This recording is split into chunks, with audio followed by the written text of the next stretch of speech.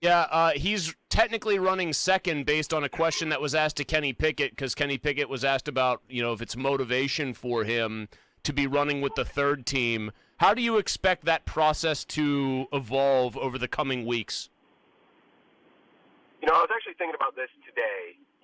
This idea of it being such a waste of reps for Mason Rudolph to be ahead of Kenny Pickett even at this early date. And, I guess I kind of get it in the sense that if Mitch Trubisky, God forbid, blows out his knee tomorrow, then all of a sudden Mason Rudolph, he needs to be involved. He's probably going to be a guy who all of a sudden has a more meaningful say in the Steelers' season. So I kind of understand why they aren't just, treating him like a stepchild already. And it is only May. This stuff doesn't matter a ton when you talk about order of reps, who's throwing to who. But, yeah, certainly I think all indications are, it's going to be Trubisky versus Pickett once we get out to Latrobe and the preseason and the stuff that matters. But for right now, Pickett's got to work his way up the ladder a little bit, and he even said that. His exact quote was, "I didn't expect to come in here and be the one," so wouldn't expect him to say anything else, and I think it's pretty much how you would anticipate Mike Tomlin would roll it out. Brian, speaking very generally about this, I would presume that at rookie minicamp, Pickett looked the best because he should have. He's the first-round pick, the 20th overall guy taken in the entire draft. Just generally speaking, how has he looked compared to a bunch of veterans now at OTAs when you've tried to sort of evaluate? Does he still look like a guy who kind of stands out?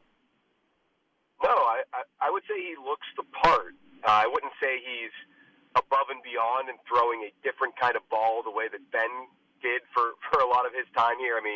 The velocity on his throws was kind of next level, at least compared to the other backups who were in the room behind him. And, I think Kenny is acquitting himself very well. And maybe part of that is, you look at the three guys who we're paying the most attention to.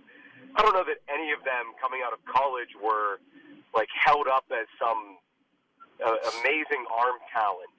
Trubisky was thought to be pretty accurate and a tough SOB who could throw on the move. And Rudolph was kind of this statuesque, he's going to, throw a pretty good deep ball, but, he wouldn't blow you away or else he wouldn't have been a third rounder. And then Kenny was mostly, his reputation was built on being a polished and pro-ready guy who can do a little bit of everything. So I'd say that's pretty much what we're seeing out here in practice so far. But, you look at the development that he's made, and the place that he should make the most of an impression on you is going to be in the game-like settings.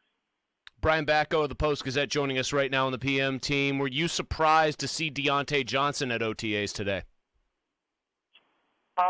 Not really. I think I saw on Instagram over the weekend that he was getting furniture from Levin, so I think that's a pretty local chain. That made me think he might be back in town, but I don't really understand why you would miss that first week. Maybe he had something going on. He didn't, I guess, really want to explain that today because we were told he's going to talk to the media when it's a bit more mandatory next week at minicamp. So, yeah, I generally think that veteran guys are either going to come for all or none of OTAs for the most part, but maybe he'll have very good reasons for why he just wanted to come this week.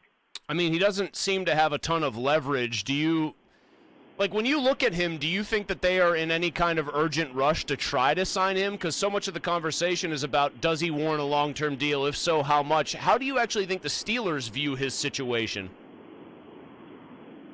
Yeah, I think Kevin Colbert kind of summed it up right around draft time when he talked about how a guy needs to be a special player to get that second contract, or at least that big second contract, not the Chris Wormley second contract. Sure. But, so I think that's kind of, laying out the gauntlet for what they want to see from him this year. I don't think they are going to pay him based on the past 3 years. I just think his case is one that when you're as close to it as we are, and, obviously the Steelers are infinitely closer, just for me, I feel like there are issues of inconsistency with him that, they're not really reflected in the numbers a ton. You can look at the drops that, were dramatically increasing at the end of last season, which is concerning, but he just hasn't struck me as somebody who has really, been so reliable game in and game out and week in and week out, even play in and play out, I should say. So I don't know that they're going to vault him into that rare air of receivers who have gotten big money second deals from them, but I guess I could be surprised. I just think that this is kind of the off season of Minkah Fitzpatrick, the way that it was last year with TJ Watt. And, for Deontay, you're a good but great player. Maybe it's best for all involved if you go get paid somewhere else. I know, Brian, you see questions like this because you do excellent mailbags. People like Chris M. send you questions from time to time. Whenever I put out, though, a Deontay Johnson poll question, like I have one today, would you, if the Steelers offered him 5 years, $90 million, $18 million on average value of the deal, would you like that? Would you want him to? Would you want that to happen? Like 3/4 of the people are responding no, and yet the people who feel he is worth it are like vociferous about it and can't believe people would say that he's not. And don't you understand the wide receiver market? How do you explain, or why do you think there is such like this chasm of the two opinions on the guy? I have seen very little middle ground expressed from both sides of these. Should they sign him or should they let him walk camps? Maybe because the low moments that he has had have been pretty low. I mean, you talk about getting benched for drops. I know, that was his second year, not his third year, but when you get benched by Mike Tomlin as a receiver for dropping the ball too much, that sticks with people for sure. He's not a real personality-driven player the way a Naji Harris is. Like, I think if you did a poll where, hey, if NFL league rules allowed it, would you give Naji Harris the lifetime contract right now? And a whole bunch of people would be all over it, say it's not my money. So, with Deontay, I get it with the receiver market and, why that's kind of the quote-unquote going rate. But whatever happened to maybe trying to find a market inefficiency and exploiting that? Maybe receivers are being overpaid unwisely, and all of a sudden this is a position where you can find some guys who are a little bit under the radar. You don't have to pay them as much, and they can still be pretty productive for you. So I don't even necessarily know that the Steelers feel like the identity of their offense is going to be throwing the ball a ton and targeting a guy 110 times a year, which is kind of the value that Deontay Johnson's been giving you. So as far as that large gap between the people in your poll really liking Deontay and really pounding the table for him versus 3/4 of fans saying, I'm not really in love with him, I think it could be a lot of those factors. Brian, give me one thing you are allowed to tell me you saw today that caught your attention that maybe you didn't think you would see. Let's see here. The Naji Harris, I guess being kind of missed, that people are misreading his weight or whatever, was not something that I expected to hear or see on Twitter. But, here's the thing, though. He's right. He told us last year at the beginning of training camp that he was playing at 240.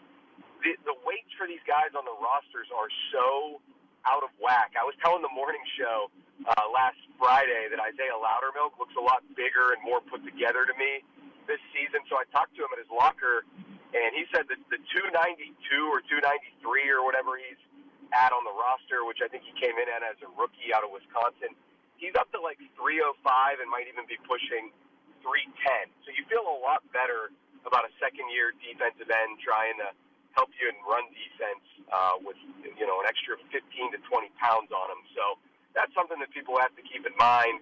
We figured out pretty early with Naji in these interviews that he really suffers no fools, and if you're not on your P's and Q's with him, he's going to call you out. So I'll be curious to see if Naji has any comments for the Cornballs tomorrow.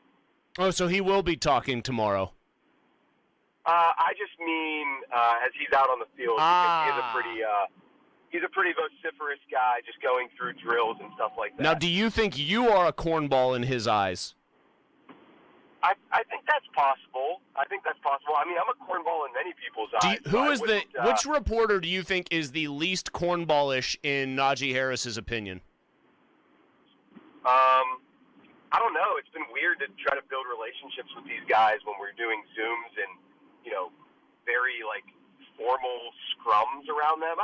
I think largely most players think that reporters are cornballs, but I'm glad that nobody on the Steelers roster or in the Steelers beat, as far as I know, is as out there as what was going on in San Francisco last week. Did you see that?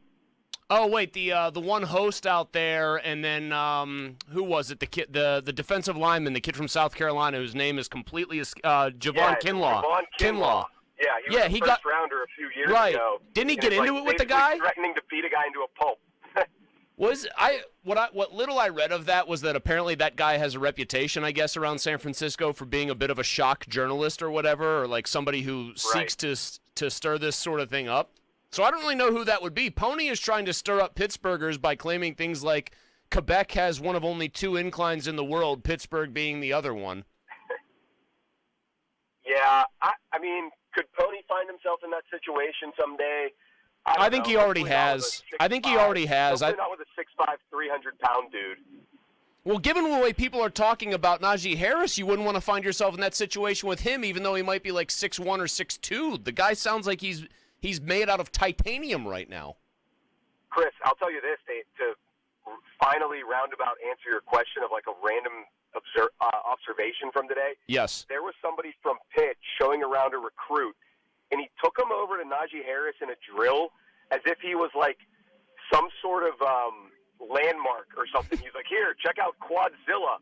Like, this is what's going on down here every day. So, yeah, to say that he is some sort of monument right now would probably be pretty accurate. Here's a take I have on him, though. I'll run it by you. I think less is more needs to be the theme for him this year because everyone raved about the workload that he was able to shoulder, and he took a ton of huge hits but seemed no worse for wear. He's told us over and over that he is built for this, and that's fine.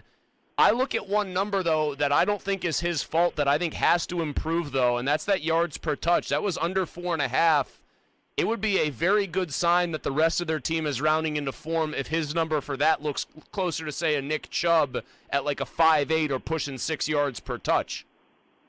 Yeah, and if they don't try to dump the ball off to him 4 yards behind the line of scrimmage, that'll certainly help. If they can get some better blocking up the middle, that'll help. But, yeah, I mean, I know he was frustrated last year with his lack of big runs, and I certainly don't think he blames that all on the offensive line, at least not publicly. So, I like everything I'm seeing and not hearing from him so far in year 2, but I'm sure when he does speak to the media, it will be memorable because it always is with Naji. Last one for you, Brian. Terrell Edmonds spoke today, I know, and he was asked on multiple occasions if he thinks there will be like a competition or does he have the safety job locked down. He says he feels like it's his, no questions. He didn't even sound that annoyed by the fact that he was being asked the questions about the position. How do you feel about that specific battle, if there is one? Yeah, I was in on that. I heard that answer, and I can confirm. He was like, yeah, I'm the starter. So, I mean, hey, in his defense, why would you think otherwise when it has been you for the last 4 years? And, yeah, you could say they didn't re-sign you immediately, and they only gave you a 1-year deal for not a whole lot compared to other guys at your position who are starters, but even DeMonte KZ, who I think a lot of us seem to think might be his stiffest competition, he's making the vet minimum himself. So I guess if you're Terrell, you can just look around and say, they didn't draft one. That's good for me. If I can go help myself out, I'll get more money next season, whether it's from these guys or somebody else. But I'll say this much, Chris, just trying to read between the lines on his answers, he wasn't overly complimentary of the Steelers. When people were pressing him on why was this the best situation, or when people were saying, why did you come back? Well, this was the best situation. Why is this the best situation? It's the best fit. I'm familiar here. I'm with Minka. It wasn't any sort of like, yeah, I wanted to take less money to play for this team. I think he realizes how things went down, and a little bit of a bitter pill to swallow for him, but should be no lack of motivation. Brian Batko, Steelers beat writer for the Post-Gazette. Thank you, Brian.